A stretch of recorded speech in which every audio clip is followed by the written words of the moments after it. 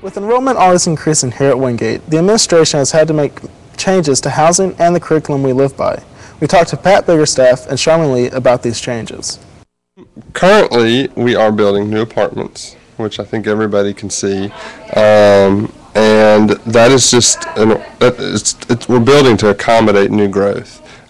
We have more students on campus and we're slowly growing, and so therefore we're having to build new apartments, and what we hope is that this relieves some of the pressure that students have been feeling in UPA and FDA, where we've had 4 students in those apartments. And because of the new housing, we're going to be reducing the occupancy in UPA from 4 to 3 for UPA and from 4 to 2 in FDA, which will give students more 2-bedroom apartments to pick from. For this year, we're looking at 4 major pieces of criteria for our incoming freshmen or prospective students. Number 1 is going to be the cumulative GPA, 9th grade through 12th grade, and that's going to be we're looking at about a 3.3 grade point average for incoming students. The rigor of the curriculum is going to be a major factor, what kind of courses they're taking in their high school curriculum, and just how challenged they're being in their choices for their academic preparedness. Number 3 is going to be the SAT scores or ACT scores, whichever they choose to take, and we're looking at about a 1030, 1040 for those averages for our incoming students, and then extracurricular activities or involvement, whether it be community service or volunteer services, church-related activities, anything they've been involved with 9th grade through 12th grade, clubs and organizations in their high school career, that sort of thing. Because of the influx of students to Wingate, the university has had to make changes not only to the enrollment curriculum, but also to the campus itself. Students have expressed interest in having a Spanish house here on Wingate's campus. These rooms will be in Jefferson apartments where people living there will speak predominantly the Spanish language. This will give many students the opportunity to live and experience the Spanish culture. The Spanish housing is something that we're very excited about. With Dr. Scholl, we're working with Dr. Scholl, Stephanie Pinicelli, and essentially what it is to give students that don't necessarily have the opportunity to study abroad to learn the Spanish language, to be able to do it on campus. And so we're really excited about it. They're going to be able to watch Spanish movies through the Dish Network. They're going to be able to eat Spanish meals. They're going to have some programming aspects. They're going to be able to meet with faculty members. And while they're in the apartment, they will be expected to speak Spanish as much as possible. There are also going to be some native speaking students that live in there to help with that process.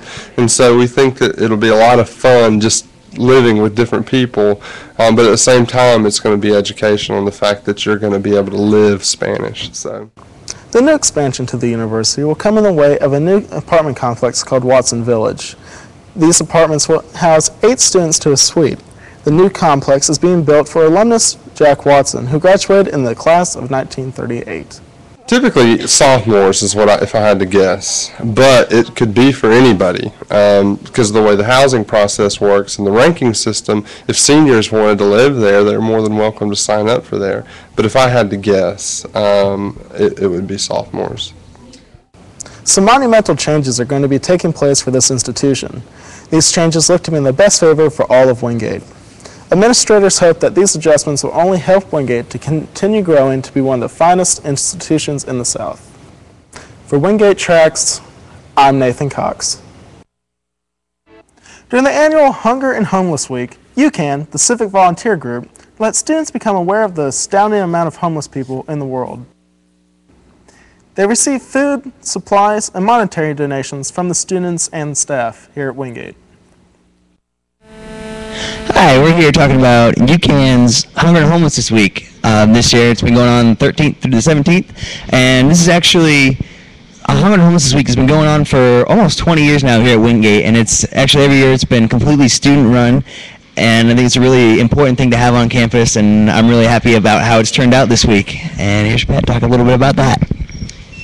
This week we've just been trying to raise awareness of what hunger and homelessness is about, not just in North Carolina or the United States, but also in the world.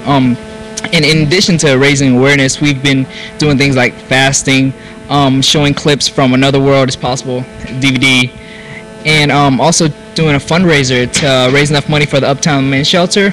Basic things like toothbrush, toothpaste, soap, just necessities that they need. Check out the gloves. Cool. But we've just been working really hard this week and got a lot of response from the students, and that has been really beneficial.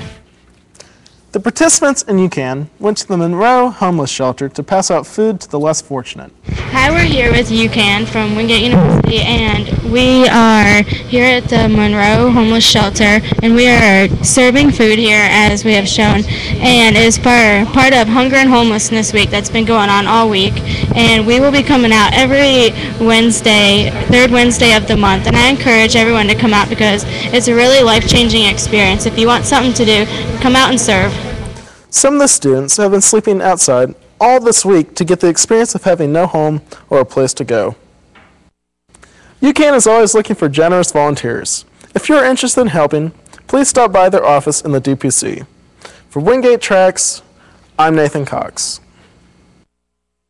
Wingate UCAN members volunteered their spring breaks to help residents of Riegelwood, North Carolina. 13 homes in the small area were destroyed, affecting 62 people. The F3 tornado touched down on November 16, 2006, leaving pure destruction in its path. About 6:15 in the morning, I woke up and I was laying out in the front yard. The tornado had touched down. I didn't even know what had happened. I kind of thought that we was at war and they were shooting bombs over here, because when I woke up, I was like in a daze. It was dark. It was debris everywhere. The North Carolina Baptist men were the leaders of this trip, as they had a goal of building 3 homes in only 3 weeks. Some young children were delighted by the creation of their new swing sets. The tornado devastated this area, and UCAN did a fantastic job bringing some hope to the region. We're blessed by the grace of God that these people are doing this for us. It's just unbelievable what they're doing around here, how they're helping rebuild the community, and what they're doing for the people that were less fortunate than us, that lost everything. These relief trips have become a tradition for Wingate. Anyone who has the opportunity to live the adventure is sure to have an experience like no other. For Wingate Tracks, I'm Nathan Cox.